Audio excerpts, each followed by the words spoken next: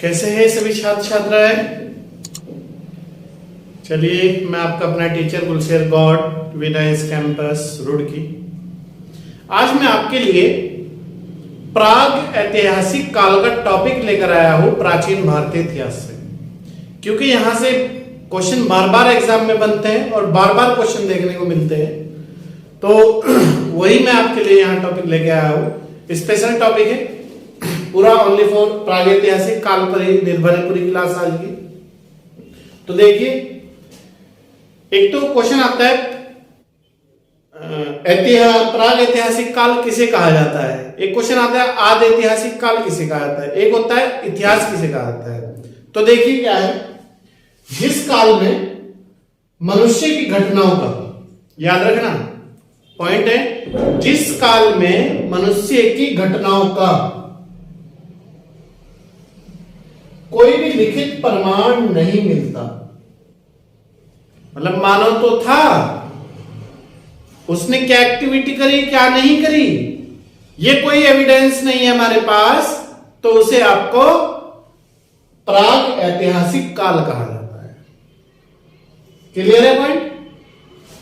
जिस काल में मनुष्य की घटनाओं का कोई भी लिखित प्रमाण नहीं मिलता, उसे प्राग ऐतिहासिक काल कहते हैं या कहा जाता है, एक ही बात है। ठीक है। दूसरा पॉइंट है आद ऐतिहासिक। आद का मतलब है आधा, अधूरी जानकारी, यही तो हो सकता है।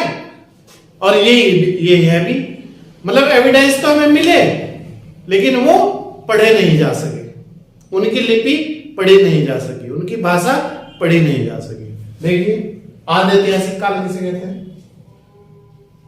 आदि ऐतिहासिक काल उसे कहा जाता है लेखन कला होने के बावजूद, मतलब लेख लिखे हुए तो थे, लेखन कला होने के बावजूद मिलने वाले लेख पढ़े नहीं जा सके।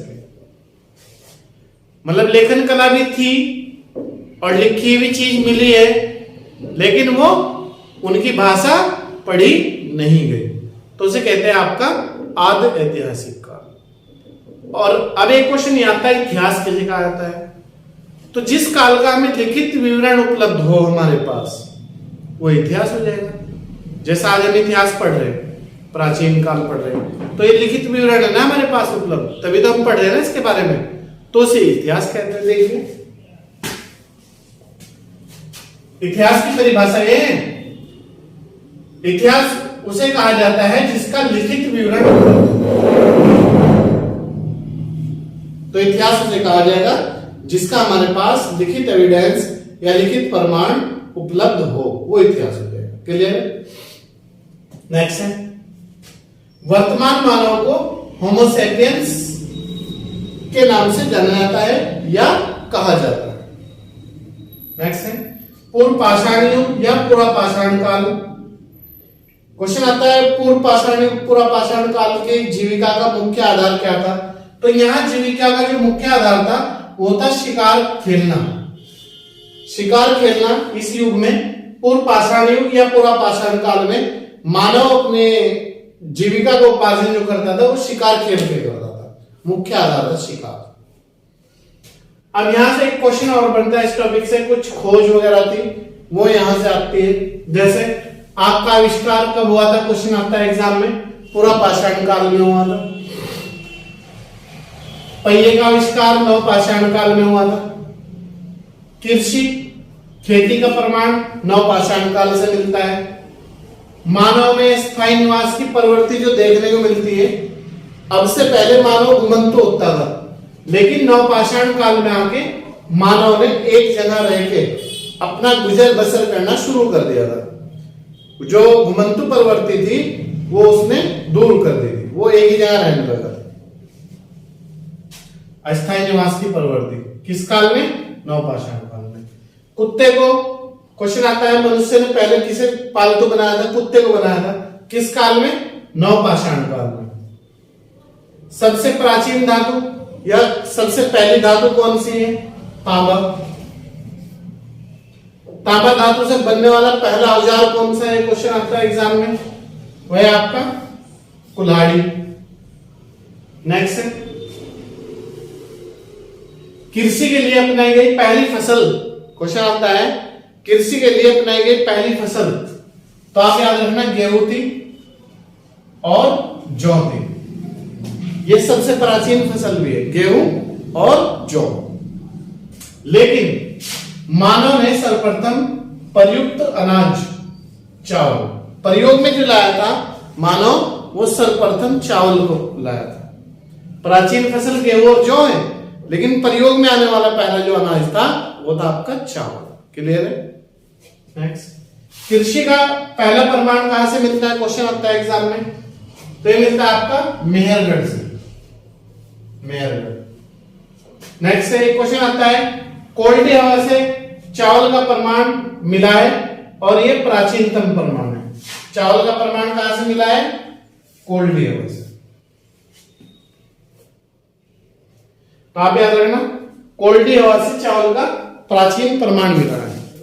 देखो इसमें एक रॉबर्ट ब्रूसफुट एक व्यक्ति थे, अंग्रेज थे, प्रथम व्यक्ति थे। इन्होंने 1863 में भारत में पूरा पाषाणकालीन औजारों की खोज की थी। क्वेश्चन आता है भारत में पूरा पाषाणकालीन औजारों की जो खोज की थी वो किसने की थी और कब की थी? रॉबर्ट ब्रूसफुट ने 1863।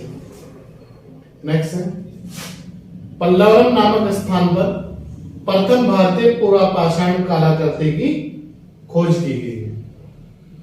पूरा पाषाण कलाकृति की खोज कहां पर की गई? पल्लवरम स्थान से। ठीक है।